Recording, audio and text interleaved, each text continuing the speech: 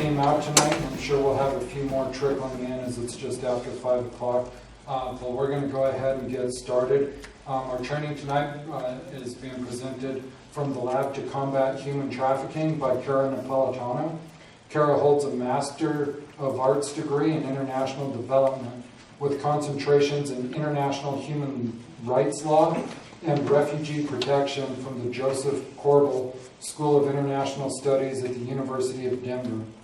Before completing her education, she spent 10 years working and volunteering in Africa, the Middle East, and Asia, working mostly with education-based NGOs in post-conflict areas. It was during this time that she was introduced to the crime of human trafficking. Upon returning to the United States, she decided to attempt to effect local change by working as a researcher with Human Trafficking Semnar and participating in wage theft studies in partnership with the University of Denver. She has worked for the Laboratory to Combat Human Trafficking for 4 years in several roles and currently as research and training manager. So would you help me in welcoming Kara Napolitano?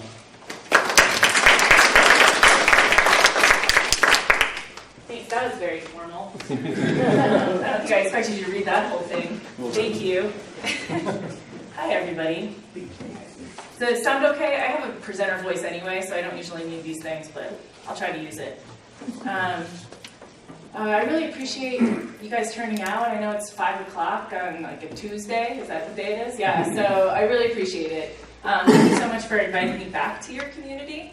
I'll start with a couple of housekeeping things. So there's a restroom right over on the other side of this wall, so if you walk out there and take a right, there's a male and female restroom there. What else? There's handouts, and if anyone comes in, if anyone straggles in, force them to come sit in the first 3 rows, because I put handouts on all the chairs in the first 3 rows. I think we might be out of them in the back. On the very first page and the very last page, there's a pre-survey and a post-survey. We're trying to learn from our trainings. So I'd appreciate it if you fill out the first page, and at the end of the training, fill out the last page, and we're trying to adjust our trainings to fit the audience. So you heard a little bit about me, and I'll talk a little bit more about my experience, but I'd love to know who's in the room. Like, I know Shaq, and I know that we have somebody filming us, and I can see a uniformed law enforcement officer hiding in the back. I know we've got a nurse up front here, and I think some search and rescue. Who else is in the room? What organizations do you represent? The Sheriff's Office. Great. Thank you for being here. Planned Parenthood. Planned Parenthood, great. Thank you. Teacher, public health, fantastic. Bank, sweet. Bond agent. Bond agent, okay, that's cool. County clerk. Great. What a cool, diverse group. Electric company and the LDS Church in Mesa. Wow, okay. Sweet, so like everyone's represented, yes. The mayor of Memphis. Even better. That's really cool. Is it okay if I talk like this? Because I walk around. Okay. Do it. So yeah, this group represents exactly what we need at the table, like plus, right? This is the kind of crime that takes a village, if you will. So like this audience is ideal. I'm so pleased to be here again. And so let me tell you how I ended up here, like here physically. I was here in June. Why did I come originally? We were just trying to get out into the state and raise awareness. And I had a couple of contacts in Durango and Cortez, and I just started reaching out to folks. So when I was here in June, and this is part of the conversation, is kind of who else is on the same page with you? Who else has had this training? So when I was here, we trained the hospital here, the hospital in Durango, public health department, social services, some law enforcement officers, but not the entire group of law enforcement officers, some judges here from Montezuma County. So we had like a really cool turnout. I think when I was here in June, we trained like a total of maybe 200 people. And then I came back, and I kind of knew I was coming back because from that turnout, I was invited to go present at the Four Corners Indian Country Conference, which is happening right now. So that's where I just came from today, it's happening on the Southern Ute Reservation at the casino there. So I have a lot of kind of Native American issues on my mind right now, and I'll bring those up during this conversation since it's so pertinent to this region. Again, you already heard a little bit about my background from Shaq, but I've been doing anti-trafficking work for about 15 years, mostly starting overseas, so working with child soldiers in Sudan, in northern Uganda. and then working with people who were selling their daughters into marriage at very young ages because they couldn't afford to feed them, or in refugee camps where people were selling sex to meet their survival needs because they couldn't afford to eat. And so these are all forms of human trafficking. We didn't really call it that 15, 10 years ago, even 5 years ago in a lot of international settings, but those are all forms of human trafficking. Like many of you, I suspect, I kind of used to think that human trafficking was a thing that happened over there, right? Wherever over there is. Thailand, Russia, so a mafia bringing people over for sale in the US, or even Denver, not so much Montezuma County, right? But I was wrong, right? I came back to the US about 6 years ago, just kind of exhausted from a lot of international work. Started to look into what human trafficking looks like here in Colorado. And I realized that it was prevalent, not just here in Colorado, but everywhere in the United States, in every country, and in every county in Colorado. And it looks really different in, let's say, Denver or Cortez than it does in Sudan, right? We don't have child soldiers running around. That's good news. But it's here nonetheless. So what I want to talk about is how human trafficking shows up in our communities in Colorado. I want to really try to humanize this for you because it is happening to people that we know. And give you some tools for the response. Make sure that we're all on the same page, okay?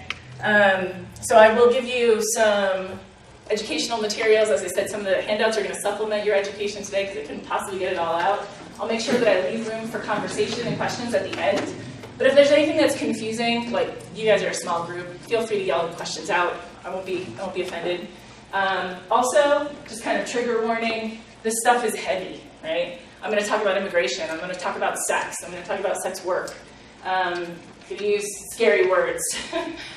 So I get it if this offends anyone or if anyone feels kind of sensitive to any of this material. If you need to get up and walk out, have a drink of water, hopefully come back, that's okay. Feel free. This is a safe place. And I'll be around for questions afterwards if you want to have a more private conversation as well. So let me just tell you about our organization because we're a resource for you. So we're a Denver-based nonprofit, the Laboratory to Combat Human Trafficking, LCHT, going forward. But we're a statewide organization, and we've been doing anti-trafficking work since 2005. So I joined the organization about 4.5 years ago, and our vision is the end of human trafficking, which is very lofty. Our mission is more tangible. It is to inform social change that eliminates human exploitation. So if you're familiar at all with nonprofits, I know Planned Parenthood is a nonprofit, I'm trying to think of who else is. This is a unique mission for a nonprofit. The inform piece is really important to us. So we believe in evidence-based work, best practices when we can, research, data. And so every single thing that I tell you today will be a fact that is evidence-based, that was published in a peer-reviewed journal. It's not hearsay, it's not opinion or anecdote. That is my promise to you. Social change is kind of about what I was telling you about who else is trained. I want to make sure that we're all on the same page because if you Google human trafficking, I'm going to pick on Google a lot tonight, you get a lot of myths and misconceptions. You get exotic images and really sometimes harmful imagery. And so I want to get rid of all of those images. I want to bring it back to, again, our communities. And that's what informing social change is, making sure that we're all speaking the same language so that if one of you spots something, I don't know, that you want to report at a gas station or a grocery store, you know you can call that law enforcement officer in the back right there and know that he's going to know what the heck you're talking about, right? He's not going to be like, human trafficking, that's a thing that happens in Thailand, you're crazy about it, right? If we're all on the same page, if we all know that we've had this training and who we can trust in our communities, then we can have a more robust, sympathetic, and empathetic response to when we see this kind of exploitation in our community. And then you'll notice that it says exploitation and not human trafficking in our mission. That's really acknowledging that trafficking exists on a continuum of exploitation, where trafficking is maybe the extreme end, but people are experiencing all kinds of different things. Someone isn't just a trafficking victim, right? Their identities and experiences are vast. What happens to them in a trafficking situation is terrible, but it doesn't define them, right? Sometimes people are selling sex willingly one day and being trafficked against their will the next, and then selling sex willingly the next day. That's complicated.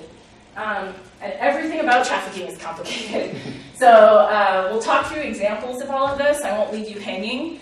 But just kind of recognizing that there's a lot of other crimes involved here. We're talking about different kinds of labor violations. We're talking about sexual assault sometimes.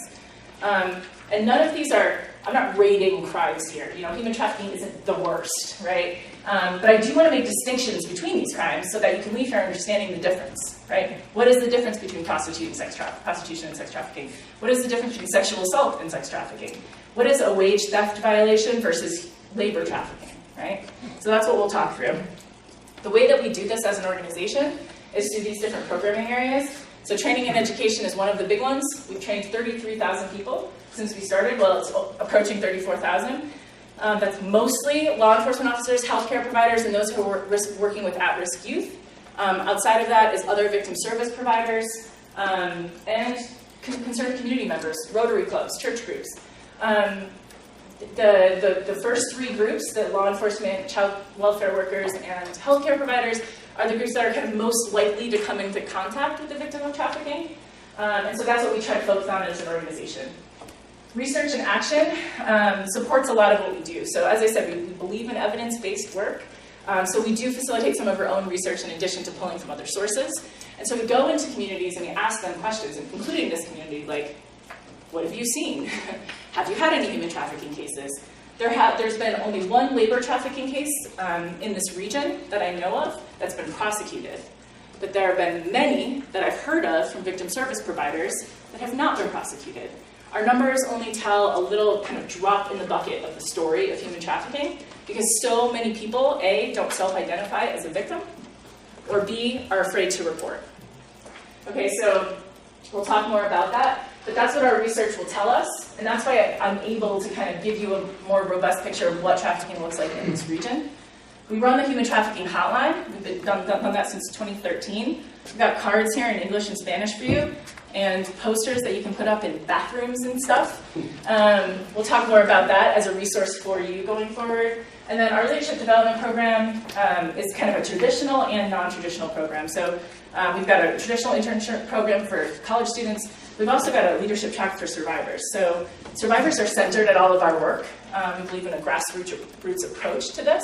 So we have survivors on staff, on our research teams, in our internship program. And the idea is to make sure that survivors of this crime are sustainably invested in the response. So not like get up and tell us your sad story and then sit down and let the policymakers make the decision, but actually be at the table with those policymakers, helping make decisions that are going to affect their lives.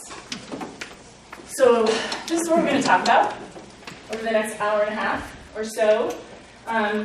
We'll talk through trafficking definitions. It's important to understand the difference between trafficking and sex assault, right? But what's really going to help us to understand how this presents in our community is if we talk through vulnerabilities, especially ones that exist here. We will talk through some Colorado-specific examples and talk a little bit about the response that already exists and kind of what's missing. I will give you some tools for identifying red flags and behavioral cues, and then we're going to talk about resources for you going forward. Was anybody here for my training in June? Besides Jack? Okay. Has anyone had a human trafficking training before? Okay. Planned Parenthood. That makes sense. Okay, so all of you, not just those of you representing Planned Parenthood, tell me what comes to mind. Like, what do you think of when you hear the term human trafficking? From TV, from movies, imagery, whatever you think of. Just yell out some words or phrases. Children. Abuse, children. Enslavement. Enslavement. What else? Prostitution. Prostitution. Who are we talking about? What do the victims look like usually? Normal people? What else? Maybe lower income families. Lower income families. Is it gendered? Yeah. Female? More females? I heard young people already. Okay. So yes, it's all those things and more. When I have service providers in the room, I ask, who provides services for adults? What about you guys? Who provides services for adults? What about for children? Men? Women? And you probably provide services for victims of human trafficking, right? So it's everybody. But let's narrow that down a little bit. So We first defined the term human trafficking in the year 2000, okay? That is very new. That's 19 years ago. Before that, did human trafficking exist? Of course, right? Slavery, it's been around since the beginning of humans. But it didn't exist as a crime in a statute until the year 2000. So that means, what does that mean, right, for the response? That means that most law enforcement officers haven't been trained, most healthcare providers haven't been trained, most child welfare workers, most people don't really understand this yet. And I'm not like calling you out, right? That's why you're here. So again, thank you. It's just important to know that there's a lot of misunderstanding.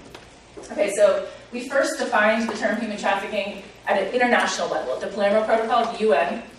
And we said that human trafficking is a severe form of exploitation for labor, which includes sex as a form of labor through the use of force, fraud, or coercion. So force, fraud, and coercion, in red there, very important words to this definition.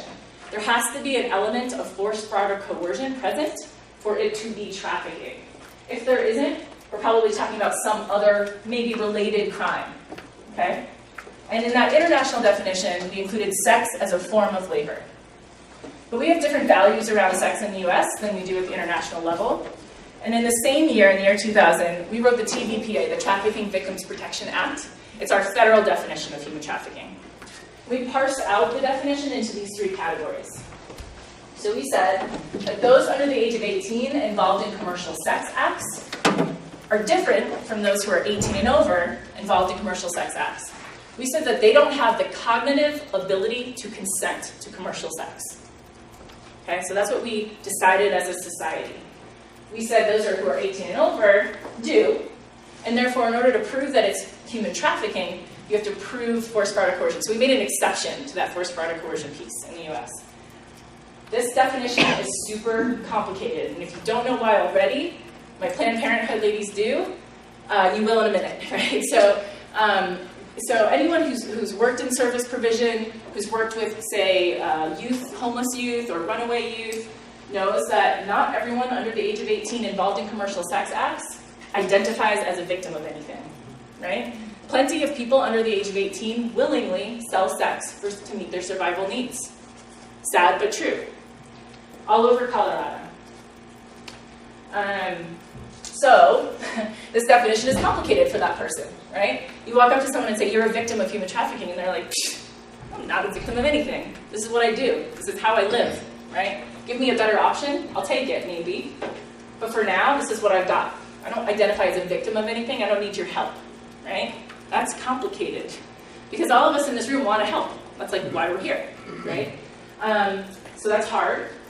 But what it does mean is that anyone under the age of 18 selling sex commercially should not be arrested for that crime, right? Because it is illegal in most places, not in some places in Nevada and Rhode Island, but it is illegal to sell sex. But if you're under the age of 18, you shouldn't be arrested for it because you are identified as a victim, regardless of the fact that there's no perpetrator, right? There's no trafficker in this case. No one's selling that person against their will. Complicated.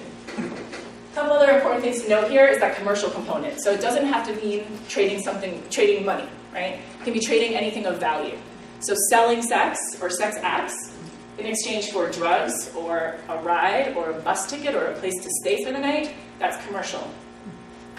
Also, sex acts, I've used the example of prostitution a couple of times, but we're talking about any sex act. So pornography, forced stripping, anything like that can qualify as a sex act. So commercial component to a sex act under the age of 18 is by definition of trafficking, human trafficking. Over 18, it's equally complicated. Because let's say, you know, that 17-year-old kid who's 362 days old, you know, 5 days later is 18. And now if they get arrested and they don't have an element of force, fraud, or coercion, they are selling sex, it is prostitution, and they would get arrested for that 5 days later, right? Or let's say that 18-year-old does identify as a victim. Someone stops them and tries to arrest them for selling sex, and they say, no, I don't want to be doing this, I need help, right? But there's no one there saying, I'm the pimp with a gun in my hand and I'm forcing them to do this. How are they going to prove they're being forced? They threatened to kill my family. Prove it. Right? They threatened to deport my mom. Prove it. It's really hard to do. hard to do in a court of law, it's hard to do on the street in order to avoid arrest. And so people are often arrested for crimes that they were forced to commit as a result of their trafficking. Often it's because of people not understanding, people not self-identifying as a victim, and law enforcement and other organizations that aren't trained to understand what the law means. Nobody's intentionally trying to injure anyone, right? That's not what I'm trying to say, but it is what sometimes happens. Okay. The other piece of this is labor trafficking. So in the US, we did not parse out that definition into 18 and over, 18 and under for labor trafficking. You have to prove force, fraud, or coercion in order to prove that you were being forced to commit labor against your will, not being compensated for it. But I also want to point out that this shows up in both legitimate and illegitimate markets. So we see it in agriculture, ranching, oil and gas, restaurants, hotels, massage parlors. We see it all over, but we also see it in forced drug dealing, forced drug muling, forced panhandling, forced flyering, like putting flyers out in people's cars. You have to prove force, fraud, or coercion in order to prove that you are being forced to sell those drugs. Also complicated, right? If a gang member is forcing you under threat of extreme violence to sell drugs, or else they'll kill your family, you'll probably do it. How on earth are you going to prove that to a law enforcement officer, right? Are you likely going to get arrested for selling those drugs? Likely, right? So it's complicated. I'm going to say that a lot today. There's a little note there, not limited to people who are foreign-born adults or females. This is going to be backed up by some of your misconceptions document there and the facts, FAQs. But a lot of the misconceptions are that this is something that happens to people that are coming in from outside, right? It's simply not the case. So is being foreign-born a vulnerability? In the year 2019, heck yeah, right? We've got ICE officers waiting outside of hospitals to deport people. Is it a vulnerability? Yes. Is everyone that's being trafficked foreign-born? No. So what the data tells us, what our numbers tell us, which I've already mentioned are kind of the tip of the iceberg, is that it's about 50-50 in Colorado. 50% foreign-born, 50% domestic. People from Colorado or from the U.S. being trafficked in Colorado or in the U.S. Is it limited to adults or youth? No, neither. Is being a youth a vulnerability? Absolutely, right? We've got a power dynamic. The youth are supposed to do what adults say. Maybe youth aren't as aware of their rights. Maybe youth don't have access to traditional economics. They're 13, they can't work, but they need to because they're hungry, right? So being a youth is a vulnerability, sure. But the youngest person that we've identified as a victim in Colorado was 5 months. Her sister was 3 years. They were being sold for sex. Don't ask me who's going to buy a 5-month-old for sex, but that was the intention. They were intercepted in a sting operation. The oldest person identified as a human trafficking victim in Colorado was 71. She was being held in a home as a domestic servant for 9 years without leaving or getting paid. Okay, so we've got all ages represented. And it's certainly not limited to females. I know why people say females, right? I get it. If you Google trafficking, that's what pops up. Young, over-sexualized females. We only talk about sex trafficking. We only talk about sex trafficking of females. But what our numbers tell us is that in sex trafficking, more females are trafficked than males. It's about 80-20, 80% female, 20% male, with the transgender population overrepresented in the survivor population, as it's another vulnerability, right? But if we've got an estimated 40 million people involved in human trafficking right now, according to the International Labor Organization in the world, if 40 million people are being trafficked, 20% of them are male, that's an awful lot of males, right? So yes, more females, but certainly a lot of males. And when we're talking about labor trafficking, it's about 50-50, 50% female, 50% male. Okay, so another way to think through this definition, like if you're trying to decide, is this human trafficking versus some other crime? One way to look at it is the AMP model, the action means purpose model. One thing from each one of these columns has to be present for it to be trafficking, okay? So there has to be an action. Someone is recruited out of a group home, out of school, increasingly online. We had a guy wandering around a school in Fort Collins, a high school, giving out modeling cards to young girls. Turned out to be a trafficker, right? People are recruited increasingly from outside of a drug rehabilitation clinic, right? We're in the middle of an opioid crisis. 73,000 people OD'd last year. We've lost 400,000 Americans since this crisis started. People who are addicted to substances are more easy to control, right? You're addicted to substances, I give you the drug that you like, you do what I say. I take it away, you do what I say. I front it to you, now you owe me, right? I give it to you, now you have it in your pocket, that's illegal, I can call the police on you. Lots of different ways to control somebody who's addicted to substances, so increasingly they're being recruited as victims. Someone may be harbored, right? That's held somewhere against their will, not allowed to leave. So that's kind of where immediately our minds go, that like everyone who's being trafficked is locked up. Again, we can thank the movies for that. It is usually not the case. Sometimes people are locked up, for sure. But usually they're not. Usually they're locked up here. If you're not looking at me, I'm pointing to my brain. Think about domestic violence or interpersonal violence, right? People are threatened. They're threatened with revealing secrets. They're threatened with injuring themselves or family members. They're threatened with so many different things that can help control us. Generally, they are not locked up or harbored, but they can be and they sometimes are. Someone may be transported across an international border, across a state border, across town to a motel. But let me dispel this myth here. Transportation is not necessary for it to be trafficking, okay? The word trafficking makes us think that it requires movement. I get it, we're humans. That's what we think of. But it's not. So sometimes people are trafficked across town, across states, across the country. Sometimes they're trafficked out of their own home in Cortez and never leave their home. More than 50%, wrap your head around this, more than 50% of trafficking survivors in Colorado are trafficked by a family member or a loved one, okay? Again, out of their own home or in their hometown, someone up the street, an employer, okay? More than 50%. So that's something like, I provide this to you in exchange for this other need that I have. So again, in conjunction with the opioid crisis, there's data to support that people are increasingly trading family members for drugs or for money to buy drugs, or because they're addicted to substances and they can't afford their rent anymore. So I exchange my children, you can do what you want with my kids in exchange for a place to stay. I know it's terrible. We're hearing it increasingly from service providers.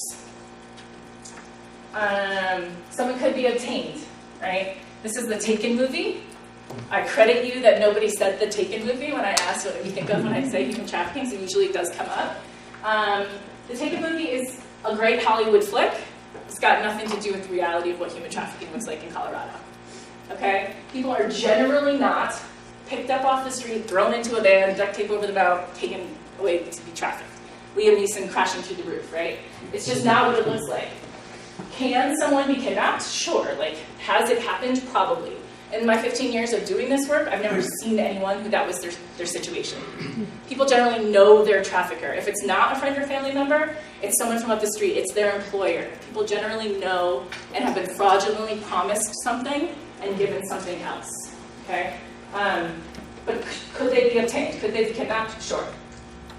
The means is through force, fraud, or coercion. So big star there is because, again, we have that exception in the US. So anyone under the age of 18 involved in commercial sex acts does not need to prove force, fraud, or coercion. Everyone else does. And the purpose is for commercial sex acts or labor or services. So we're talking about exchanging something of value, right? Somebody is profiting off of this. At its core, human trafficking is about money, right? Profiting off of someone else's labor. Let's talk about force, fraud, and coercion. Force is easy to picture, what we first go to, right? Everyone who's being trafficked is locked up. Otherwise, they'd leave. Why wouldn't they leave, right? It's really not the case, but force is usually an element, a component of their experience, generally not like on the first day, like not the first thing. We talk about a recruitment process and a grooming while you're forming a bond, a trauma bond, a relationship with this person, be it a romantic relationship or like an employment relationship. Usually what we see first is either coercion or fraud or both. So fraud are false promises, coercion are threats, be them physical or psychological. Okay, so these are questions that you could be kind of asking yourself. Again, these aren't questions like you'd be asking, a potential survivor. But if you're trying to make an identification here, what are some red flags? So force is being forced to stay at the location where they work. That's a picture of these guys that were in a construction site. They were Ukrainian. They weren't allowed to leave the construction site. They were being forced to live there. Is everyone who's forced to live where they work being trafficked? Of course not, right? We live in an agricultural area. A lot of people work and live on the farm where they work. That's a thing, right? But it can be a red flag if seen in partnership with other red flags, other types of coercion. It usually allows the owner of the place, restaurant or construction site or farm to have more control over the movement of the person, and also to allow them to accrue debt, right? You owe me, I'm giving you a place to stay, right? Threatening to harm or hurt somebody, that's an obvious kind of forced piece. Fraud, being promised something and given something else. So we see like being promised love. I will love you, I'll take care of you, I'm going to be your husband. And then kind of being forced through coercive tactics and some time and some grooming to do something that wasn't part of that original deal, selling sex against your will. Or being offered a job, let's say, on a farm. And you're gonna get paid $11.50 an hour, that's minimum wage here in Colorado. You're gonna work 50 hours a week, you're gonna live in this location, and then when you get there, you're not picking the thing that you were supposed to pick at all. You're getting paid by the bushel instead of by the hour. You're working 70-hour weeks, and the debt that you have to pay off is way higher than you thought, and you just can't get out of that cycle of debt, right? So that's what we see with fraud. Performing acts that weren't part of the original deal. Coercion is always part of the deal. So maybe it's not always force, maybe it's not always fraud, but coercion is always there. Threatening to report someone to the authorities. So that's in both labor and sex trafficking, right? Or maybe it's not even the authorities, being threatened to tell someone on you, right? I have this video of you doing terrible things, drugs, or having sex with multiple partners, and I will put it on Facebook. I will show your whole school. I'll send it to your mom. I'll send it to your pastor, right? That is a serious threat. Or, I know your uncle's undocumented and he lives with you. I will tell, right? Deportation is a real threat in 2019. Or you have done illegal things in partnership with this experience, right? You have drugs in your pocket. You've stolen things to help meet your survival needs. I'll report you to the authorities. Maybe these are all empty threats, but they don't feel like empty threats, right? Threatening to harm a family member or a loved one. I know you have a 6-year-old sister. Do what I say or we'll take her, right? That's a real threat. Someone who doesn't have control over their own identity documents should be a red flag. That's in both labor and sex trafficking. So I know pimps that took people's IDs, put it in their pocket, I own you, I got you. What are you gonna do in the US without your ID? It feels like someone owns you, even if it's an empty threat. In labor trafficking situations, we see people take passports, we see them take visas. If you're familiar with our temporary work visa system here in the US, H-2A and H-2B visas are tied to one employer. So most farms, a lot of kind of temporary work at ski resorts in Colorado, on ranches, in oil and gas, require immigrant labor. We bring that in legally through these H-2A visas. These are tied to that employer. In other words, the employer's name is on that visa. So it's easier for that employer to say, this is my document, I own this, I'm going to keep it. If you have a problem in this country with that employment situation, your employment contract ends, meaning you would be deported or you would lose status. So it makes it much less likely that someone would come forward and report violence, right? So consenting and signing a contract means you sign a contract to work with some employer and they're going to pay you so much and blah, blah, blah. Just because someone says you signed this contract and then doesn't live up to it and doesn't pay someone, right, that original consent is now void, right, because you broke the contract. Right, so we see that happen pretty frequently. And we also see it with debt bondage. So as humans, we like to pay off our debts, generally. Some of us have like family members that don't care about paying off debts, but most of the time humans want to pay other debts. And so debt bondage, holding a debt over somebody is a very powerful tool. And we see it play out in a couple of different ways in this part of the state. So first I'll talk about this sign. It says, part-time job, $10 to $40 an hour, no transportation, no problem. Must be 14 years or older, adults welcome, nightly bonuses, weekly paychecks, team environment, call today, start tomorrow. Maybe some of us in this room are like, right, like creepy. Have people seen signs like that around? Yeah, they're ubiquitous. They're around all over Colorado. These are usually targeting vulnerable youth. We could say youth experiencing homelessness, maybe. But let's talk a little bit about like the housing crisis and kind of vulnerability in general. The cost of living in Colorado in the last 10 years has increased by 77%. The median annual income has increased by 4.5%. Something is off kilter, right? People are losing their homes.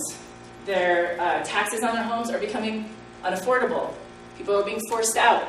In Colorado currently, we have 50 formal evictions every day on average. That's times 3 or 4 people in each household. It's 150 to 200 people that are evicted every day in Colorado. Okay? We've got about 150 people that are paroled directly into homelessness in Colorado every month. I could go on and on, right? Or watching neighborhoods gentrify. Another fun statistic. Denver is displacing Latinx communities at a higher rate than any other city in the country, including Houston, LA. Okay. Denver's number 1. Okay, so we are displacing our community members, and they're losing their homes, and they're becoming homeless. And that might not be literal homelessness, like they're sleeping on the street. It might be couch surfing, sleeping in a car, living permanently or semi-permanently in a hotel, right? And so people are living in very precarious situations right now in Colorado. So let's just say it's not a homeless youth that sees this sign. Let's say it's a family. Mom has lost 3 jobs in the last few months because she can't find childcare that's affordable, and she keeps having to leave her jobs to go take care of her kids. She cannot find steady work. They are kind of teetering on the edge of losing their home, just like they did last year at this time. If they don't get their rent paid in a week, they're going to be sleeping in a car. And her oldest son, 14-year-old kid, sees this sign. I'm going to help mom, right? So we're talking about vulnerable youth, not just homeless youth. Takes that number and calls it. And it's usually like a sales group, traveling sales group. So think about carnivals, think about selling candy door to door, magazines, cleaning supplies. These are not always trafficking, but they're almost always exploitative. So they usually pick up that youth and bring them out of their community. So if they get picked up in Cortez, they're going to get brought to Durango or Grand Junction or Colorado Springs. So they're transported. They are taken out of their community so they don't have support here. They're told that they have a quota to meet each day. That's fairly unreasonable. They're put up in hotels, crappy hotels with like 10 kids in a room, but hotels nonetheless. They're given food, crappy food, like McDonald's every day, but food nonetheless. And when they get to their destination, they're told they have a debt. We put you up, we housed you, we fed you, we trained you, now you owe us, right? Unreasonable quotas that they can't meet means they're in this cycle of debt bondage. Now remember, their needs are being met, their basic sense. They have a roof over their heads, they have food, they've got a new family, right? All these same kids that are in this situation become their family. They form trauma bonds with their exploiter. And usually that exploiter will give them small things like $20 at the end of the week or a carton of cigarettes, something to keep them around. He likes me, right? And so usually, okay, not usually, always, these kids don't self-identify as victims of human trafficking. No one's going to walk up to them and be like, help me, I'm a victim of human trafficking. Right? They never heard of that word. They don't identify as victims. This is what they're doing to pay the bills. They're going to work off their debt soon. They're going to make it big, right? This is what we see. Or we see a situation where sometimes a smuggling situation can turn into a trafficking situation. So I'll use this example to talk through the difference between smuggling and trafficking. So smuggling is a crime against the border. It's illegal, right? Let's say you're at the Mexican border and you pay a coyote to take you across the border. You give them $1,000. They take you across the border. It's consensual. You come over. It's illegal. You do not have status. The situation then ends and you are in this country illegally, right? That's a smuggling situation. It's a crime against the border. Nobody's been hurt physically or mentally in this process. I guess that's arguable. A smuggling situation can sometimes turn into a trafficking situation, right? Human trafficking is a human rights violation. So say a smuggler says, you know what, the situation at the border is a total mess. I had to hide you for 2 weeks. I put you up in this place. I fed you. I had to pay off the smuggler, this guy to watch you. You cost me an extra $2,000. You owe me, right? When you get across the border, they say you owe me another $2,000. You don't have it. They're going to say, come with me. I'll show you where you can work it off. You're brought to Colorado. You're brought to Cortez. Brought to a farm, forced to live on that farm while you work off your debt. Let's say that trafficker knows where your family is in El Salvador, knows you're here in the country illegally, knows that you don't speak English, knows that you don't know your rights? Right? How many people know the workers' compensation laws in Mexico? Right? Nobody does. I don't know either. And then it's the same when they come here, right? They're depending on their employer for that kind of information. The employer's a trafficker, right? So they don't know their rights, they don't speak the language, they're here, they're undocumented, under threats of violence against their family members in their home country. Where are they going, right? This is how people get caught up in slavery and human trafficking. And I'll just also pause here to say, like, this is not an immigration rights speech, okay? I don't care how you feel about immigration. You want to close the border, right? This is not a political speech. What I'm talking about is slavery. People getting paid for the work that they're doing. Like, there's nothing more American than that, right? So our wage laws protect people regardless of where they're from and what their status is. You have to get paid minimum wage in this country if you're working. The other distinction that I want to make is between prostitution and sex trafficking. These are often conflated in the media as well. So I'll say again, anyone under the age of 18 involved in commercial sex acts is a victim of trafficking, right? So prostitution under the age of 18 is trafficking, same. So 18 and over, you can feel however you want to feel about sex work. You can hate it, right? You can want it to be illegal and want to abolish it altogether. But regardless of how you feel about it, there are people who choose to enter into sex work, right? They're not being forced. They do it for work, for money. So that's choice, that's prostitution, that's sex work, versus someone who's being trafficked against their will. So I'll just make that distinction. Okay, so how does this stuff happen? What does this look like? We tend to think of trafficking victims as, again, a thing that happens over there, or like stupid, making bad choices, right? Deviance of some kind. I want to use this slide to really make this more real. This is our community members, right? So we've got a lot of push factors that are kind of pushing people to make risky choices, and we've got pull factors on the trafficker side that are pulling them into these risky situations and willing to exploit them. So none of this is like a 1 + 1 = trafficking, unfortunately, right? There's never like a not everybody with a neck tattoo is being trafficked, right? It's not that easy. But what I want to illustrate here is that people are making choices, very human choices, and someone's on the other end willing to exploit that situation. So if someone suffered from abuse and neglect or isolation in their youth, let's say, they've got like a skewed version of what a healthy relationship looks like. Every loving relationship that they've ever seen has involved violence, domestic violence, right? And what they're looking for is love, right? In any kind of relationship, in a mentoring relationship, a parental role, or even just a romantic relationship. And someone targets that youth for exactly that reason, right? You see that kid hanging out at the mall a lot by themselves, or putting provocative pictures of themselves online, right? And someone's like, yeah, right, I got this. So they reach out to that person online or in person, offering that thing that they need, whatever it is, that parental role, that romantic relationship. And it's very human for some 13-year-old kid to be like, love? Relationship? You're gonna love me? You're gonna marry me? Like, yes, right? That's what I'm looking for. And they're not finding it in their home life, right? It's very human.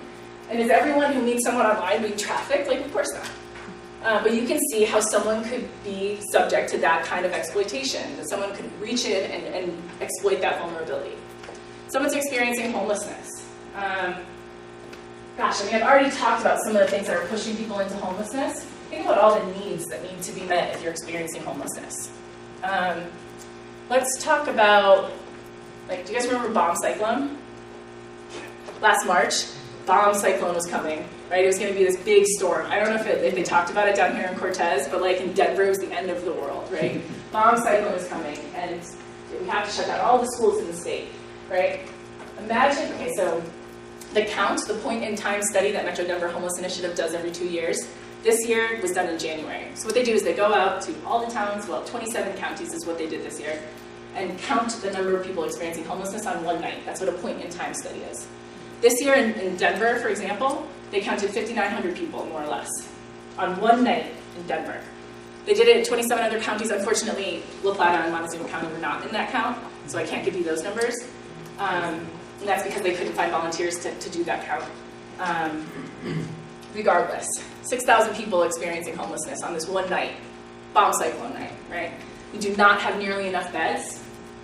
So people are wandering around on the street that day trying to figure out, how am I gonna live, right? It's sad but true. How am I gonna make it through this night? And someone pulls up in a car and says, get in the car. It's nice and warm, give you a place to stay for the night, or even give you a meal, right? That person, male or female, knows that if they get in that car, they might have to do something with this individual that they don't want to do. Do they still get in the car? Maybe, right? Because it's better than freezing to death that night. It's harsh. But I promise you, people made that decision that night and make it every single night, right? People are making these decisions out of desperation in order to survive. Someone offers them a family and a home. There's this woman, she lets us stay at her house down the street. We just got to do a little work for her. Am I going to go check that out? Yeah, I'm going to see what that's like. Let's go see what that work is, right? It's a very human decision to survive. If someone has a lack of access to formal markets, whatever that is, if it's poverty, if it's a lack of training, maybe it's because they have a felony on their record. Maybe it's because they're undocumented. Maybe it's because they're 13 and they can't work in the formal market yet. They need income, right? We'll talk about that mom that's teetering on the edge of losing her home with her 3 kids. She hasn't been able to find a job for 3 months. She's lost a few jobs in the meantime. And someone says, I got a job for you. You can work in my home as a nanny, take care of my kids, your kids can come visit. And she's like, I don't know, these people seem kind of sketchy, I'm not really sure what's going to happen. She maybe still take that job, like maybe, right? If it means the choice between feeding her kids that night and not, she still might take that job, right? So we all need access to income. And so you can see how someone could step in and exploit that incredible insecurity, right? Is everybody working in the informal economy being trafficked? Again, of course not, right? I'm not telling you to lock up your children here. What I'm telling you is people are out there looking to exploit these vulnerabilities. If someone's got a marginalized identity or is facing discrimination, let's just say like a transgender kid in a small community that doesn't accept that, parents are disowning them, school hasn't accepted them, they're socially isolated, and someone reaches out to that kid online. You are beautiful exactly how you are. I love you. I want to take care of you. I'll even help you transition, right? That might be the very first time in that kid's life that he's ever heard anything like that. First time. Are they going to go meet that person at the coffee shop or the mall? Bet you they are, right? Every one of us is looking for acceptance and love. And if that's where they have to find it, that's where they're going to find it. And someone could step in and exploit that. So again, I'm not trying to scare you. What I'm trying to say is people are searching out for these vulnerabilities. And we need to be doing better, much better, at a job of offering these things to our community members on the right side of the screen, right? I will give you a job even though you made a mistake in the past. I accept you for exactly who you are. I will give you a place to stay tonight, right? Because right now the traffickers are doing it better. That's the problem. They're filling those needs better than we are. And that's how the traffickers win. Everyone okay? Heavy. Deep breaths. I'll try to change the tone a little bit here. But I can't make it too happy or exciting because we are talking about human trafficking. So, factors that contribute to trafficking in Colorado. I hope and I think you are seeing your community on the street, right? We've got a huge agriculture, ranching, energy industry. We've got a huge tourism industry.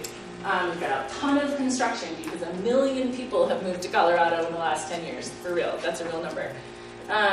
We've got highways like I-25 and I-70 running clear across the country in both directions, but also 550 and 50 and 160, 285 running all over the state, right? These are remote, rural highways, known trafficking routes for both drugs and humans. Let me give you a couple examples that we've seen. Let's say ranching. How many people are familiar with the lamb industry in the northwest part of the state? Couple? 1, 2? Okay, so if you eat lamb in Colorado, you are probably eating lamb from the northwest part of the state. We've been raising sheep there since the 1920s. It's about 100 years. From the 1920s through the 50s, we were importing labor to help us run those ranches, to herd the sheep, to be sheep herders, from Spain, from Basque country. And then after the Spanish Revolution, that stopped, and we went looking for cheap labor elsewhere. We identified indigenous communities from Peru and Chile as like kind of the perfect population for this. They were already marginalized in their own communities. They were living in remote, mountainous, rural areas in Peru and Chile. They speak an indigenous language called Quechua. Spanish is, if they speak it, is their second language. And they were willing to work for cheap. So we started bringing over labor mostly from Peru, also Chile, in the 60s and 70s. So legally, right? They're coming over on these temporary work visas, as mentioned before. We were legally paying them $750 a month up until 2015. Do the math on that. That's for 24/7 work, out with the sheep, sleeping with the sheep outside for months at a time. We got the law changed, and now that they're getting paid $13.50 a month. Do the math on that. It's still not good. These individuals are already marginalized in their society, don't speak English, don't even speak Spanish, speak a language that I only know of one person that speaks in this whole state. They're in the most remote part of the state where this highly educated, awesome group doesn't even know they exist, right? Nobody does. Their phones don't work there, if they had phones, because cell phone towers don't exist. They're 100% dependent on their employers for food and water to bring, because they're out there. They're not on the ranch, they're out there with the sheep, so they have to bring them food and water. Is everyone in the sheeping industry being trafficked? No, that's not what I'm saying.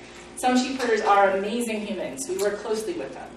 But we've had several cases of extreme exploitation and some cases of definite trafficking in that region.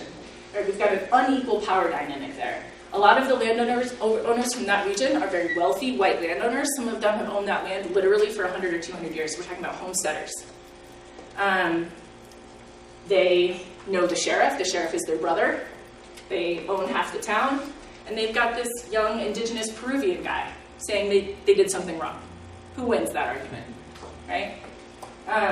Again, I'm not trying to say that all sheep herders are traffickers, but there are some. I live in Frisco, so if you're not familiar with Frisco, Montezuma County, like Breckenridge, where all the ski resorts are. I've lived there for 18 years. So I use this example. We've had a few, actually, even since I was here last, Shaq, cases of trafficking. In my hometown, where only 2,000 people live, and I basically know everyone, and I'm a human trafficking expert. It's happening right under my nose. Right? So I got a call from someone the other day. Wife and daughter were being trafficked against their will for sex, sold by the husband to pay off a drug debt. We had a case really recently of a wealthy second homeowner. Got a lot of second homeowners in Frisco, ski resort town. They were employing a young girl from Mexico. She's 21. She hadn't been allowed to call her family in 2 years. She hadn't left the house in 2 years. She was terrified, under threats of violence. She was getting food and a place to stay. And she wasn't locked up. Like, the second homeowners came and left. They would leave her some food and come back like a week later.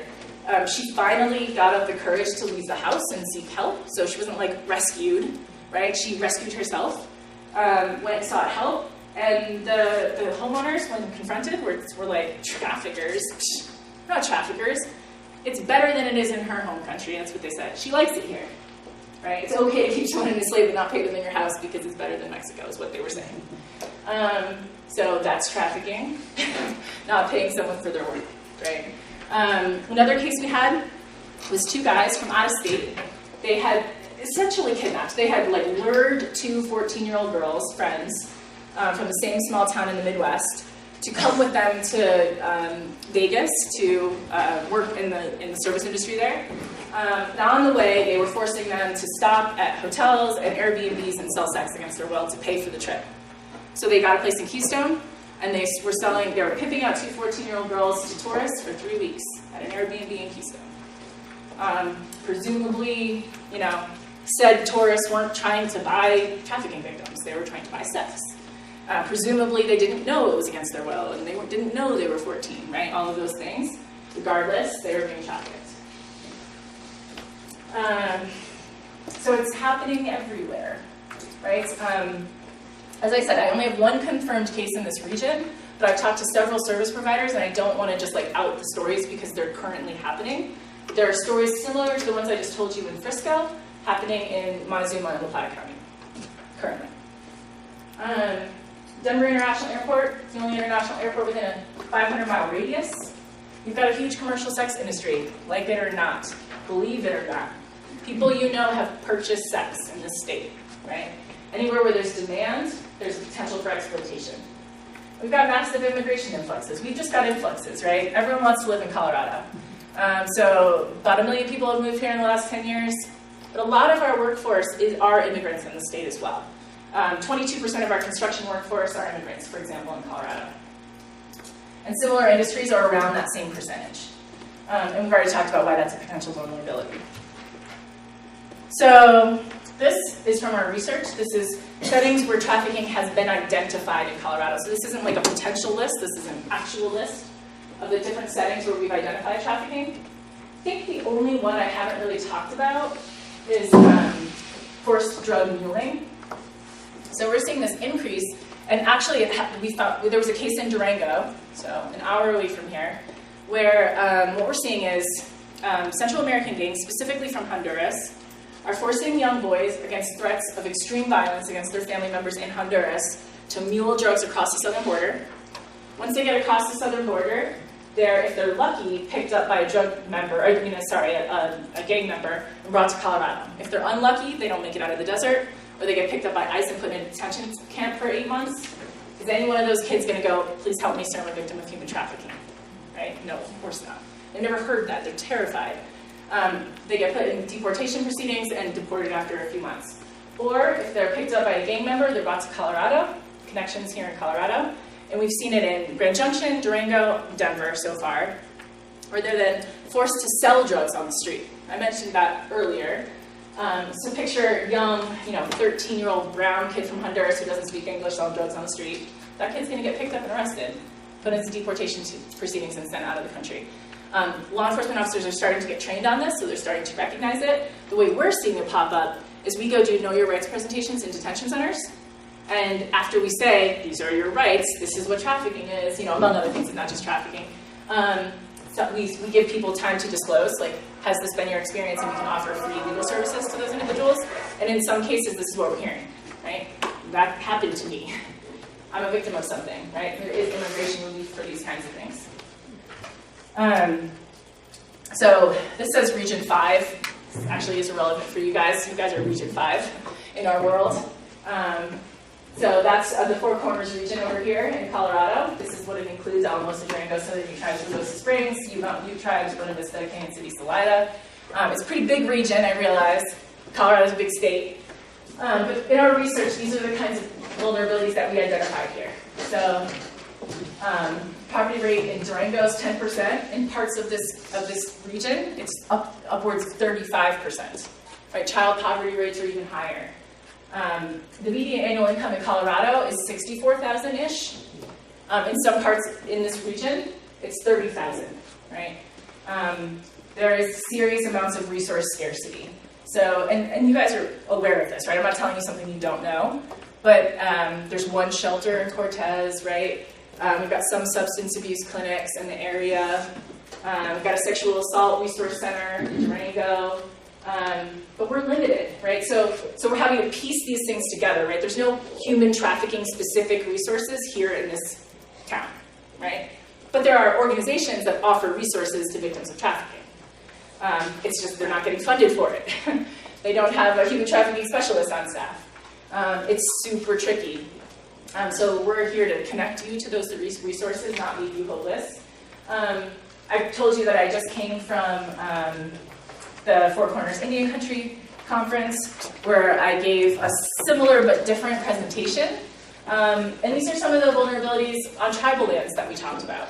I don't expect, maybe there's some people who identify as Native American in the audience. That's fantastic. Don't want to call you out. You don't have to identify yourself here.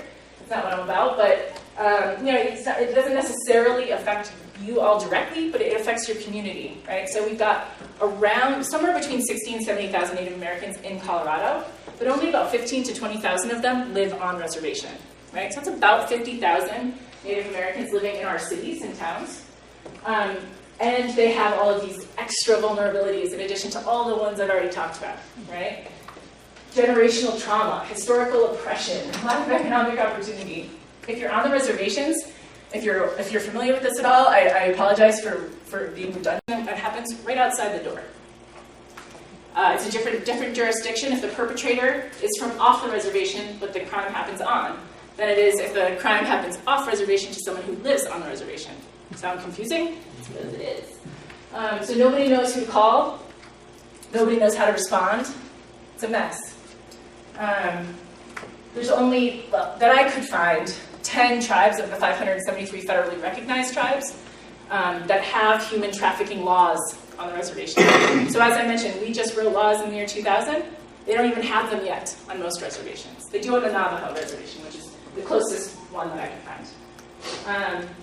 But not on either of the reservations that are neighboring you all. Geographic isolation, they've got pockets of areas that literally don't get cell phone reception. If there's an emergency, there's no 911 to call, right? But who would they call anyway, because we don't even know whose jurisdiction it is. So lots of additional vulnerabilities for that particular population, which is pretty relevant to where you guys live.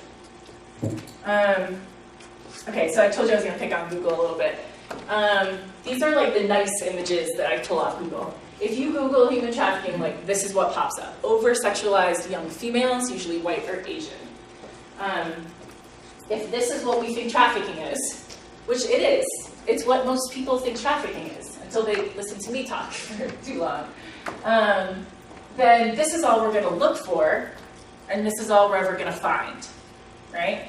And so it's like a cyclical loop, right? I believe that there's only the sex trafficking of young people, females, and so that's all I'm looking for, and so that's all I arrest for, and so all my numbers show me is that there's only human trafficking of young females for sex, right? So if that's all we think, and that's what keeps kind of resurfacing, then we're missing it, right? Because this is what trafficking actually looks like. In addition to the over-sexualized young females, right? Are young girls still trafficked for sex? Yes. Does that matter? Yes. I'm not trying to say that it doesn't. But we're missing so much of it, right?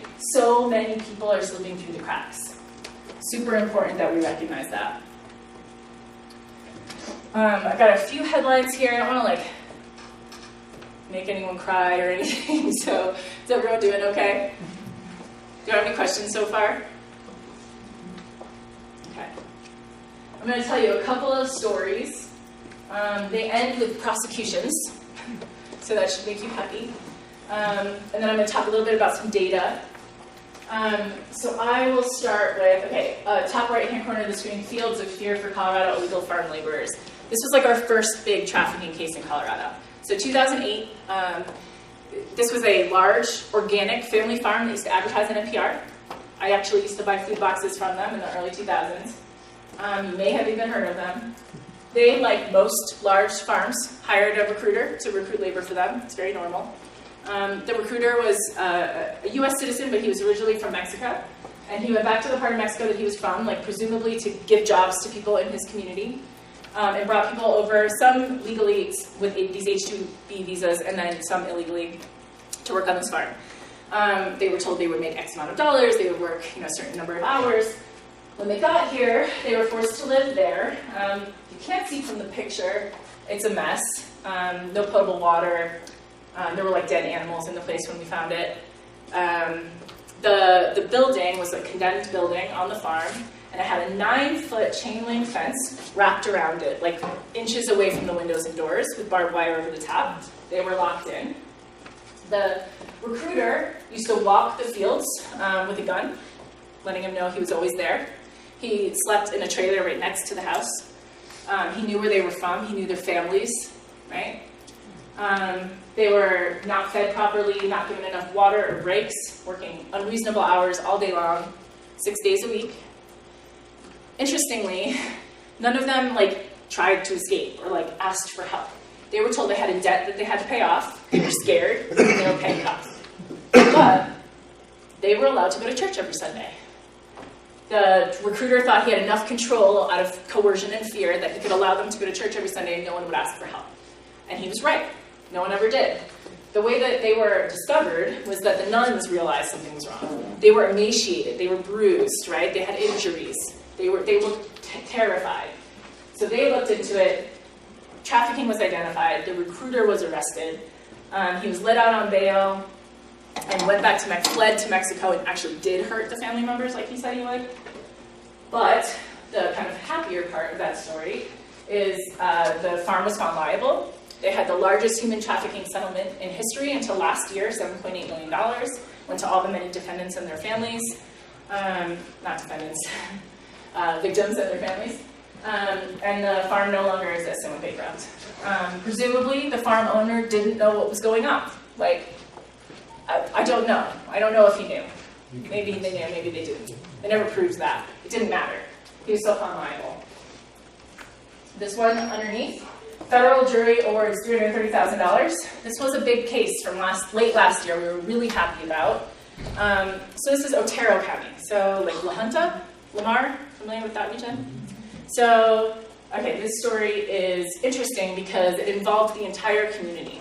So it was a farm owner. He was farming melons, which is very normal for that part of the state. He'd been around for a long time, farming. He married a Filipino woman. They were married for a long time, living in the US. And after a while, they wanted to bring over her brother, his wife, and their 3 boys. So they applied for visas, family visas. It took them a while. It took them a couple of years to get these visas, some time and some money to hire a lawyer. It was difficult for them. They did eventually get these visas. They came over. When they got here, they were told, now you owe us, right? So they were forced to work on this farm. Now, that might seem kind of normal. Like, families work for each other on farms, and they did owe them, right? That part's, a gray area for trafficking. But let me give you some more details. They were forced to live in a barn. It didn't have proper insulation. They didn't have bedding. They didn't have nearly enough food. They were forced to beg and go to food pantries for food. The kids were forced to work too. They did sometimes go to school, but they were emaciated. They were losing teeth. The adults pretty much never ever left the farm. So what happened was it was actually Adult Protective Services and Child Protective Services that got involved. Because they were like, something is wrong. We can't figure it out. They won't let us on the farm to do interviews. Traveling health clinics would try to go onto the farm. They wouldn't let them on. So everyone just kind of knew something was wrong. Finally, law enforcement got involved. They were found to have been threatened, in addition to all the other things that I've already mentioned. And they were awarded by a federal jury $330,000 at the end of last year and relocated to a different state that I can't tell you where. We're very happy that that happened, but again, that family, first of all, never asked for help. And the family who was, the family members who were trafficking them still don't identify as traffickers. They're like, no, they owed us. That's how it works here, right? It's really interesting. I was just down in that community, like a month ago, and I had a room. It was mostly hospital staff in the room, but most of the people, it was really interesting. So it was like 50-50, 50% thought it was trafficking, and the other 50% were like, no. We just work hard in this community. You just don't get it because you're from Denver, right? There is a difference between working 16-hour days and getting paid and compensated for it, really hard during harvest season, for example, and being trafficked all year long for 3 years, right? I worked in the service industry 4 years. I get it. I worked in Summit County at Copper Mountain Resort. We work 16-hour days. I do understand that. There's a difference between being coerced, being threatened, being terrified, not knowing your rights, and starving, between working 16-hour days and not getting paid, right? And then that last one, that Sean Crumpler one, this is not a nice story. So that house is in Aurora. So when this guy was identified, it was 2014, he was a 50-year-old white male. He was wealthy. That's a nice house, right? It's manicured lawn, totally has neighbors. That was basically an empty house. So it was just kind of like a shell house. It was used for what he used it for. So he would go to communities with a lot of homeless youth.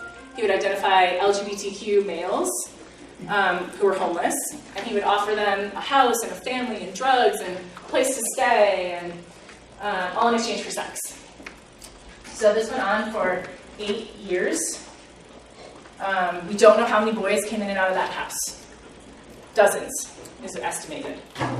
Some of the boys grew to be older than 18, and then he kind of forced them through coercive tactics to then become traffickers to go recruit more young boys. He recruited a female so that he could impregnate her and reproduce kids for him to further exploit. That was the plan. So this guy, it was like a tip call. They busted the door down. There were 12 naked boys in the house when they busted the door down. He was arrested for a slew of charges, including sex trafficking, but also knowingly passing HIV on to his victims. So this guy's story is terrible. He is in prison for life. But I tell this story because I do want to illustrate that boys are trafficked for sex too, right? It's just the population we tend not to think about, and they're a population that we just have a dearth of resources for. So we have very limited human trafficking resources in the state to start off with, very limited resources in this part of the state, but no resources for boys who've been sexually assaulted or abused. No resources for any boy or men who's been sex trafficked. In fact, there's only 4 homes for boys or men in the whole country, and none of them is in Colorado. So if you don't think anyone's going to believe you, and there's no resources to support you anyway, why would you come forward in the first place, right? It's super complicated, but something to be thinking about in your work. These are some numbers. So I've already mentioned why our numbers don't tell the whole story. They don't tell the whole story. Because people don't self-identify. In almost none of the stories that I've told you so far would anyone walk up to you and say, hello, I'm a victim of human trafficking, right? So people don't know what this is. They don't self-identify as a victim of anything. They're doing their job. They're taking care of the family. This is the best that they can do. This is their only option, right? This is what we hear. And additionally, so many people haven't been trained that we're letting it slip through the cracks. And so we're just not seeing it show up. But these are the numbers that we do have. DOJ's Department of Justice. RMILT is Rocky Mountain Innocence Lost. That's the task force that's based in Denver, but it's statewide, that only focuses on domestic minor sex trafficking. So just that one form of trafficking. That's how many investigations that they've done in the last couple of years. That's just people from Colorado in Colorado under the age of 18. These numbers in the boxes here just represent victim identifications to service providers. So none of these people disclose to law enforcement. These numbers don't overlap. These are people who seeked services to support their experience but didn't want to report for various reasons, fear mostly. And then the last one is 2018, 608 calls, 219 of them were from survivors. That's to the Human Trafficking Hotline in Colorado. So we had 608 calls last year. The year before that, we had 473. We've had about a 30% increase every year. So that awareness is growing. We don't think it's because there's more trafficking every year or anything like that. We just think people's awareness of the crime is growing. We wrote our first trafficking legislation in Colorado in 2005. So I mentioned international, I mentioned federal. In Colorado, we wrote our first legislation in 2005. Between 2005 and 2014, we had 2 human trafficking prosecutions because that legislation sucked. There's no other words for it. We couldn't prosecute based on the definition of trafficking that we wrote into that legislation. But in 2014, we got more service providers and survivors involved in the movement, and we wrote much stronger, better legislation with teeth and funding and mandates. And so since 2014, starting in 2015, we've now had 173 prosecutions. So 2 to 173. We're doing something right. This is good. What I will say is, you'll notice we've got sexual servitude of a minor, sexual servitude of an adult, involuntary servitude is labor trafficking. If you just saw this chart and you hadn't heard me talk for the last hour, you'd be like, our problem is the sexual servitude of a minor, right? Obviously. But now you know that that's not the case, right? The reason why those numbers are so much higher is because A, that's what we're looking for. That's where all the political community will and funding is. Because we care more about young people who are being trafficked for sex than we do about adults who are being trafficked for labor. As a society, that's what we care more about. Additionally, you don't have to prove forced violent coercion for the sexual servitude of a minor. It just makes it easier to prosecute, which is good. I'm not suggesting let's stop prosecuting sexual servitude of a minor cases. That's great. Let's also get those other numbers up, right? That's what I'm suggesting. We're working on it. We've got some really strong law enforcement, like statewide. Our DA's office is awesome, and they are working on it. So I really do believe that when we get our 2019 numbers, that there'll be significantly more labor trafficking cases prosecuted. Until now, there's really been a kind of muted response from law enforcement with that. Often we're told that sounds like a civil issue, call a lawyer, those kinds of things. So we're bringing some awareness around the issue of labor trafficking, and I really do think that is shifting. This is just to give you a quick idea of what the trafficking movement in Colorado looks like. I said 18 because or maybe I said 18. There's now 18 human trafficking task forces in the state. There were 17 when I made this slide. The new one is in Boulder, and then actually now there's 19. Shaq, maybe, I don't know if you want to say anything about this, but literally like a week ago, last week, right? Last week was the first meeting. There's a new anti-trafficking partnership here in Cortez. A friend of mine, Angela Clark, who's a survivor and also lives in Cortez, is kind of leading that charge, as is, well, I know Shaq was at that meeting. Do you want to talk a little bit about it, or? I can say briefly that it's the beginning stages of a task force to deal with the problem we're having here. I think most of you will remember last year there was a large Chinese-speaking drug ring busted here, and when you saw in the newspaper the charges were dropped against several of the people involved in that. It turns out that they didn't know what they were doing here, they didn't speak the language, and they were being forced to harvest those drugs illegally through trafficking. And so even though most people aren't aware of it, it is a problem we're seeing here, especially with the drug trafficking. And so a task force is being developed to handle it. Yeah, it's super cool. We're really excited about it. We totally support those efforts as much as we can. This is a sign-up sheet that Angela's at the Four Corners Indian Country Conference with me. She just asked me to pass this around. If anyone's interested in joining or going to meetings, you can put your email address there. Just pass that around and sign up, and she'll reach out to you. Her card's on there too. No obligation, but it's just an option if you're interested in getting more involved in the movement. And thank you for bringing up that case. So I think what the number is now is 17. We've had 17 marijuana-related busts that have involved victims of labor trafficking. It's mostly foreign nationals being forced to harvest, and they think, well, they're told it's legal. We know it's legal in Colorado, and they're like, this is legal. This is a job. Here's money. You know what I mean? They don't know that it's an illegal situation, and it's complicated because it is. And then, if people aren't it sounds like they were originally arrested, and then the charges were dropped because it eventually came out that they were being trafficked. But they didn't walk up to the officers and go, help me, I'm a victim of trafficking, right? They were like, what? I don't get what's happening, right? And then it eventually came out that they were victims. So we're seeing that increasingly. Chinese nationals, Cuban nationals, others from Central America, and one other country was represented. I can't remember now. But yeah, so that's increasing in partnership with the marijuana legalization in the state. Okay, let's talk through a few red flags. Some of these are specific to healthcare providers, so I won't go over every single one on all of these lists because it's not the kind of thing that you guys in your work will all see. But these are all supplemented in the handout that I gave you. And you want to be thinking about, I kind of mentioned earlier, jokingly, not everybody with a neck tattoo is being trafficked. That's true. And it's the same thing for red flags and behavioral cues. When I'm talking about these, it's never cut and dry. It's not like everybody with an unexplained injury is being trafficked, right?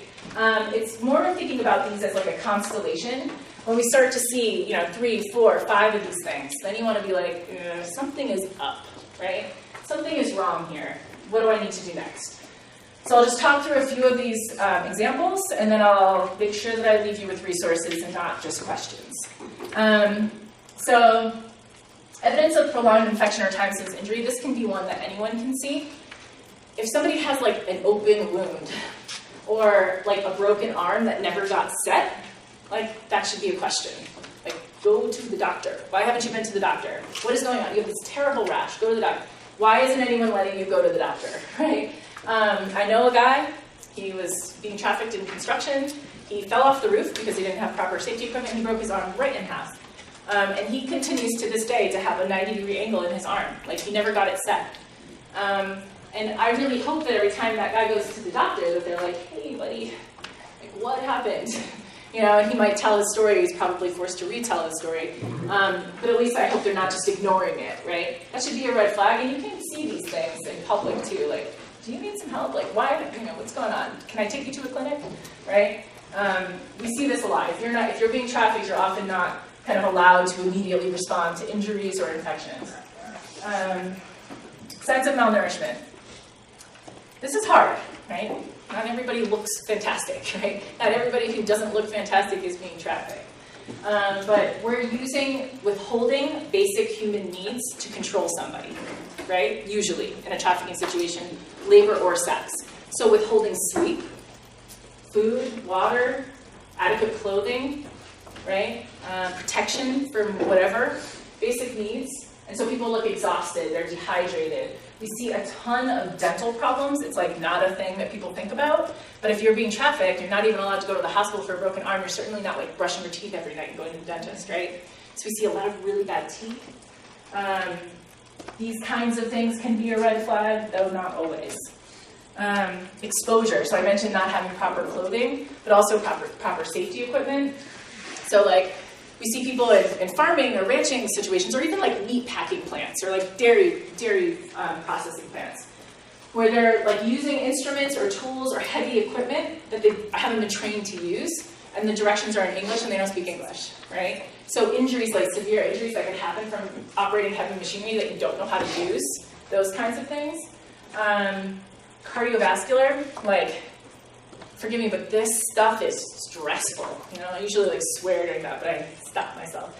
This is stressful. Like 20-year-olds are having heart attacks because it's stressful being sold for sex against your will for 2 years. You know what I mean? So we see cardiovascular problems, respiratory problems, like people are using chemicals without masks. Believe it or not, in Colorado, we've had cases where people are dropping pesticides on workers while they're working. Like, this isn't happening in Honduras banana farms 50 years ago. It's happening in Colorado right now. So, respiratory problems, skin infections, right? Somebody who's being trafficked, that's been exposed to some chemical that they're, you know, allergic to, goes to the hospital and they're like, don't speak English, they don't know their rights, and they're terrified, and the trafficker's with them, translating for them, is like, I got the skin infection. And as a healthcare provider, you like give them, you know, steroids or whatever they need to take care of their skin infection and send them on their way. Right? That's an easy miss, right? So it's why this training is so vital. Yes, there are tattoos and branding. Some of it's more obvious than others. Again, we're thinking about a constellation here because not everyone with a tattoo is being trafficked. I have already mentioned addiction to drugs and alcohol. You know, not only are substances being withheld or used, people are using in general to like numb the pain of this experience, right? So as humans, we tend to think of people with substance misuse disorders as kind of throwaways or like people who make really bad choices. You know, not everybody thinks that. And probably not the people in this room, that's why you're here. But generally, society can feel that way towards them. It's important to remember that drugs are often part of this experience. So not everybody that's addicted has made bad choices, right? Some of them have been forced to take these drugs. Somebody doesn't know where they're at. That's a big one. Traveling sales crews, right? Someone comes to my dorm like, I'm like, wow, cool, you're traveling around. Like, where'd you come from? Where are you going to next? Where are you staying? Is it a nice hotel? Try to get as much information as I can, and then I call the Human Trafficking hotline. It's not always trafficking, but our law enforcement will respond and at least go check it out. Inconsistencies, right? We don't like it when people lie to us. I don't either. I totally get it. But we know what happens to the brain when the brain's been traumatized. It doesn't allow us to remember things in a linear way. Think back to the Kavanaugh hearings, whenever that was, last year. And Ford was trying to tell the story of her trauma, and it was bouncing around from place to place. Her story was going back in time and forward in time. She didn't remember important details. And everyone was like, see, you're lying. We know that's a result of trauma. You don't remember these kinds of details. It sometimes sounds like a lie or an inconsistency. So remember, if someone is telling you a story that seems unbelievable, that sometimes it is, sometimes it's a lie, or sometimes it's a result of trauma. or someone's lying because they're scared of you, they don't trust you, the trafficker has told them that if they tell you the truth, they're going to take you away from me, whatever, right? There's lots of reasons why people lie. What else? Not being in control of their own ID, I mentioned that earlier. I think someone who's like unhealthily tethered to their cell phone. Everybody is unhealthily tethered to their cell phone. I know, I am too, it's right there. But if someone like can't respond to a call or a text and they're like having an anxiety attack because of it, like that should be a red flag because someone's probably monitoring them. We've had cases where people have been like in the hospital and the trafficker didn't want to come into the hospital. They're waiting out in the parking lot, but they're like on the phone. Like the phone is on and they're listening, right? The provider doesn't know that. So just be aware of that possibility. I mentioned a lot of these homeless statistics already, but there's even more fun housing statistics in Colorado. 1 in 4 households are spending 70% of their income on housing. Like, wow, that's a lot. And honestly, I'm not that far off. I mean, housing is expensive in Colorado. What else? Yeah, that last one is hard hitting. Right, the life expectancy off reservations in Colorado is around 78, but for the unhoused population, it's between 42 and 52 years. People who are experiencing homelessness are incredibly vulnerable to trafficking for so many reasons. These are some of those numbers that I was talking about. Let's see. I will also say that one of these things that I thought was really interesting about this point-in-time study was they extracted the youth from this point-in-time study, this Metro Denver Homeless Initiative point-in-time study that I mentioned earlier. And we tend to think of people who are experiencing homelessness as transient, like people have come into Colorado from somewhere else and they're not our people or something. And I thought that first statistic was really hard-hitting. 73% of youth had their last stable address in Colorado. So these are homeless youth that are our people. This is our community members experiencing homelessness. We know that nationwide it's about 40% of homeless youth identify as LGBTQ. That is crazy disproportionate to the actual population. For whatever reason, it was a little bit lower in Colorado, but still 22%, still really disproportionate. Youth represent the largest number of, white youth represent the largest number of youth experiencing homelessness, but youth of color were way overrepresented. My example that I gave at the conference earlier today was Native Americans make up about 0.5% of our population here in Colorado, and they make up about 6% of our homeless population. An experience of foster care is always around 40%. So youth experiencing homelessness, about 40% of them are involved in the child welfare system. This is not like a diss on child welfare. You guys are doing your very best, and we work very closely with child welfare. But the experience of foster care and being in child welfare, you can think about the abuse and neglect that got them there in the first place, unequal power dynamic, they've been removed from their home by an adult who tells them they have to leave now, maybe they can't even pack their stuff, they're used to someone getting paid to take care of them, right? So if someone says you gotta work for the family, they're like, that makes sense, right? So we're kind of setting these youth up for this potential kind of exploitation. I will mention one good piece of news is that we passed a law in Colorado that made the trafficking of youth a form of child abuse in 2016. It went into effect in 2017. So you might be asking, oh my goodness, was it not a form of child abuse before 2016? No, it wasn't. So it was only a form of child abuse in that case if it was being perpetrated by the parent or guardian. Now, after 2016, we said anyone who's being trafficked, any youth who's being trafficked, it's automatically a child abuse case. So that means anyone who's a mandatory reporter of child abuse is a mandatory reporter of child trafficking. It was just child sex trafficking until this past May. It's also now child labor trafficking. So if you're a mandatory reporter of child abuse, then you're a mandatory reporter of child trafficking in general, anyone under the age of 18, which is good. It's good news. It's a start. It also means that it mandated the training of child welfare. So slowly but surely, all child welfare officers in the state are being trained. We're like a third of the way through, so there's thousands more to go. But good to know, right? That child welfare is getting trained on what trafficking looks like. We've still got a little bit to go in this movement. So, like, now you know. This is like super heavy conversation, and I realize that, and I appreciate it, and I really appreciate most of you staying for this long to have this really heavy conversation. And now that you know, I will say to you that I cannot create protocols for the many different departments and organizations that you work for, but it's super important that you now take this knowledge back to the organizations and agencies and churches and homes where you live and have these conversations with folks. What are we going to do about this in our community, right? Are we going to join this task force, for example? Or not, because I don't have time to join the task force. I can't go to another meeting every month. I get it. But maybe, if you work at Planned Parenthood, you probably already have protocols in place, but if you work for public health, maybe you don't. If you work at a school, you probably don't, right? We're still onboarding so many different sectors. Super important that you take this knowledge and at least instigate a conversation. Like, let's get a training here. I had this training, the rest of the school needs a training, right? We're missing it in schools, right? I'll give you an example. I had a 26-year-old kid disclosed to me, it was a few months ago.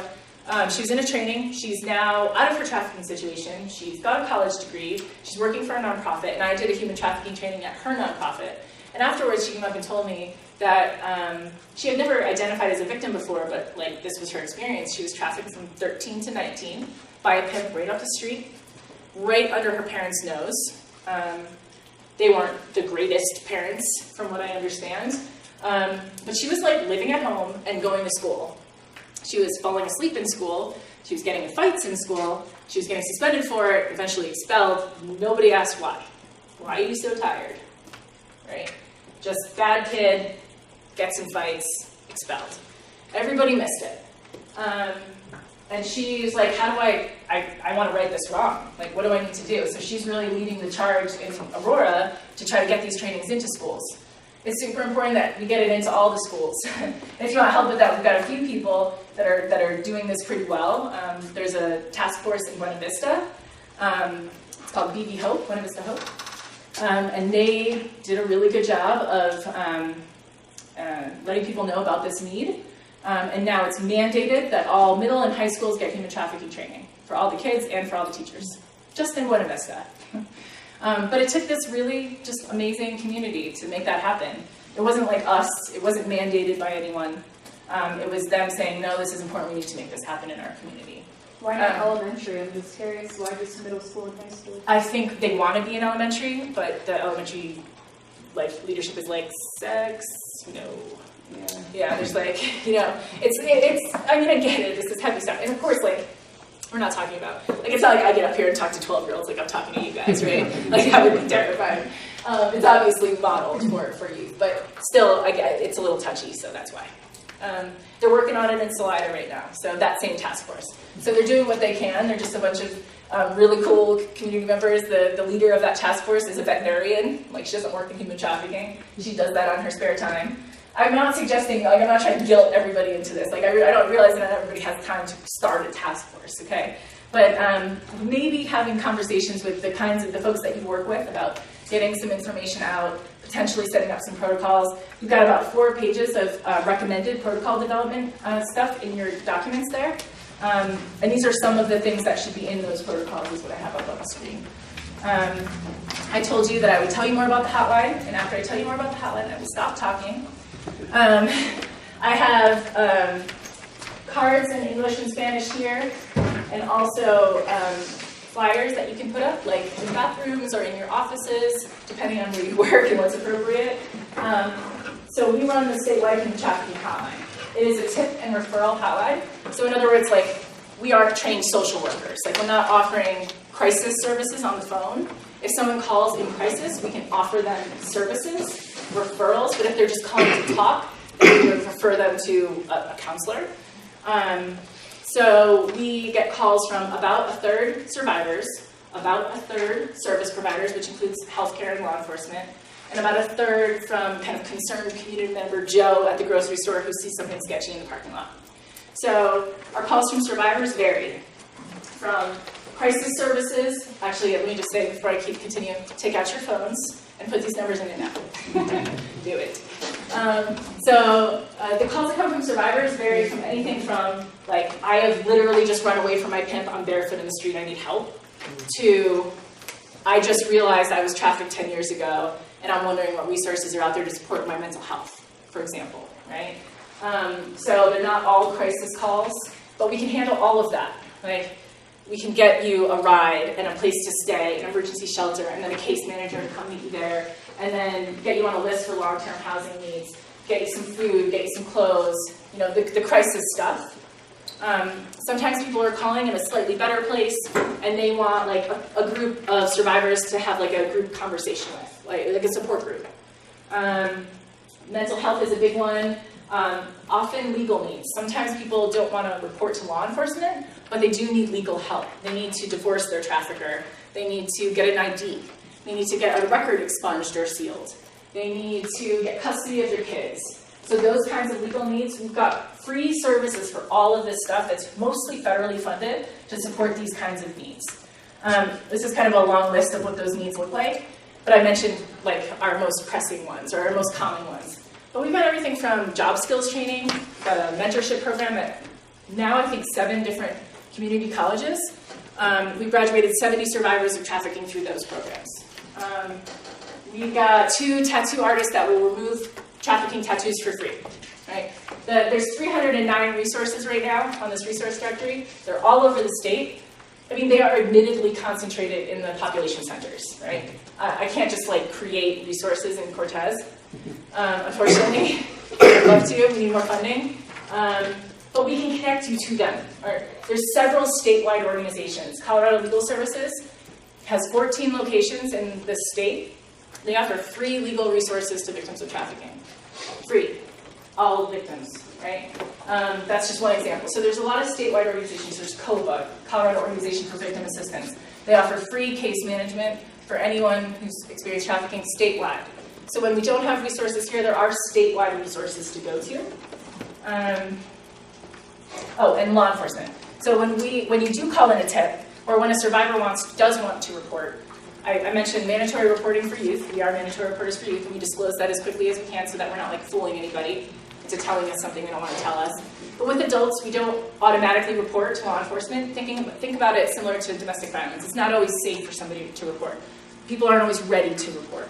So we believe in self-determination, right? The one thing that we can offer survivors that a trafficker can't is autonomy. So they can offer housing, shelter, a ride, just like we can, but we can offer choice. So we don't say, you need to report, I'm calling 911, right? That's an option. But if people don't want to report to law enforcement, we don't force them to. We tell them what their options are. If somebody does want to report to law enforcement, or if a victim service provider or a community member wants to report to law enforcement, when we call law enforcement, again, we don't dial 911, that would be illegal anyway, for us to dial 911 on someone's behalf. But also, we want to make sure that when we reach out to law enforcement, we're reaching out to law enforcement who've been trained, who understand the nuances of this crime, and who won't arrest somebody for crimes that they are forced to commit as a result of their trafficking. So we've got about 65 law enforcement officers all over the state, including in Cortez and Durango, including on some of the reservations. CBI, FBI, so Colorado Bureau of Investigations, Federal Bureau of Investigations, also local sheriff's offices, also local DA's offices, where we can get people connected to law enforcement that will support them. So just so you know who you're calling. And that's all I have. Got 9 minutes for questions, or longer. Everyone breathe. I'm done talking. Can you go back to that slide with the numbers on it? Yes. And I have these cards too in English and Spanish. That's But fine. yeah, I'll leave that out for sure. More questions. I know that was a lot. So do you have that available in poster format or something? Well, I got this. Yeah, we haven't like printed any like proper huge posters. We do have a bunch of funding that we just got. I think like $25,000, which like isn't a lot in a marketing campaign, to do some bigger stuff, like to do some radio advertising, and I think we're going to do 1 billboard in Denver probably. The Human Trafficking Governors Council, which is a statewide body that was formed with that 2014 legislation that I mentioned, is really pretty great, and they just got $2 million to do a public awareness campaign that starts in 2020. So I think you will start to see billboards coming out of that. I'm not sure exactly what their strategy is, so you'll see some more advertising there too. We're a small organization, we don't have a ton of I'm funding. just thinking putting those around the restrooms, around the community. Yeah, that's totally what I brought these for. Yeah. Please do. Any But other? the problem is they probably don't understand what human trafficking really means. You know, I didn't. They might not, Right. but it says get help. I don't know. I just think it's a potential resource for somebody who might ask questions about what's happening. You know? Or it It's could not be their perfect. neighbor or somebody that's wondering, you know. I don't Now, know. hopefully as a community, we can try to raise more awareness of Mhm. this. That's totally why I'm here, yeah. Yeah, we do have one other resource that I didn't bring with me because I just haven't printed any out recently. We have these pamphlets in both English and Spanish that are addressing that issue of like not understanding. So it's not like, are you being trafficked? But it's like, does someone have control over your ID? Like, has this happened to you? Has this happened to you? Has this happened to you? And then it's like, maybe you're being trafficked. As you look on the inside, there's some red flags, and then there's the numbers to call. Those are like more geared towards like Planned Parenthood offices, for example. Places where like someone who is a potential victim may just be sitting and like leafing through. And I'm happy to supply those for anybody. And I wish I had them in other languages.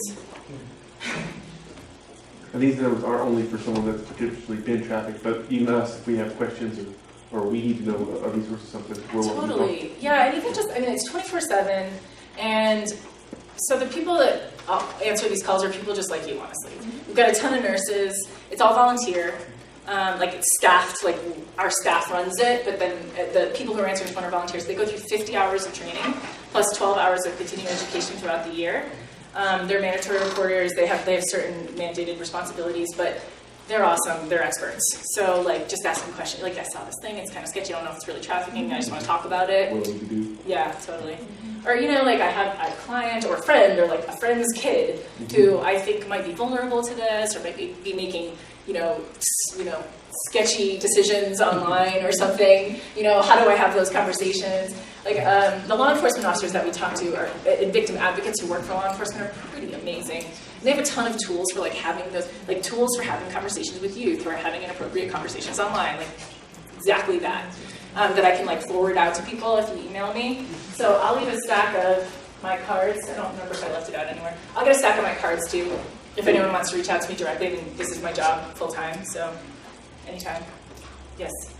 Do you have a copy of this presentation available somewhere? Is it on the website? Can I get an electronic copy of it? Yeah, I can send it Or to can you send it Shaq. to Shaq and Yeah. send it to me? Okay. Yep, I'll send it to Shaq. I mean, obviously it's like proprietary, so we don't like Oh. don't like send it out to everybody, but like for your own use, yeah, absolutely.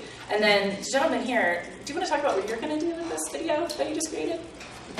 Sure. My name is Jedediah with Mesa Media Productions, and I have a heart for the community, so I will post this to Facebook for those that need to refer to it. And those that are not on Facebook, I will put it on YouTube that you can send out a link to an email.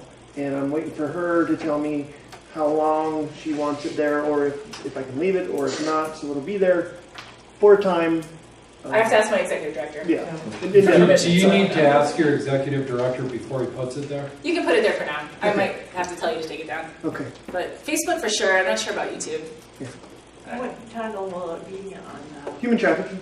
Just human trafficking? Yeah, I'll have the link he posted from Montezuma County with the picture Okay. that we probably, most of us saw.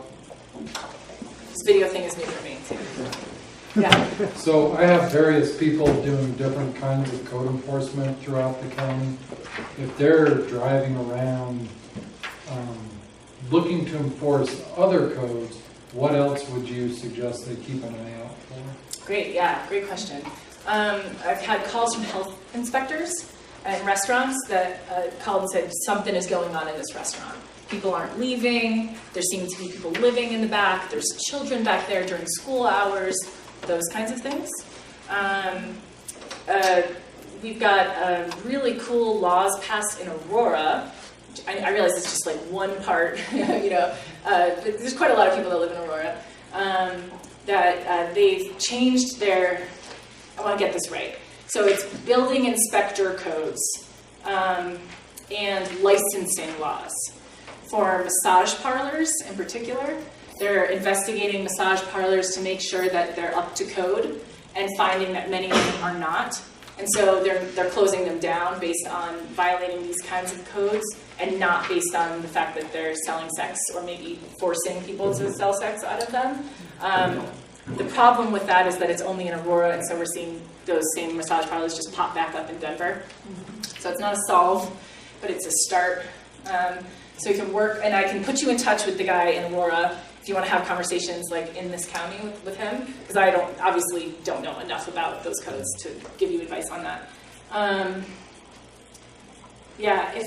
I also will just say you can always call the hotline, and we can send someone over to do a wellness check.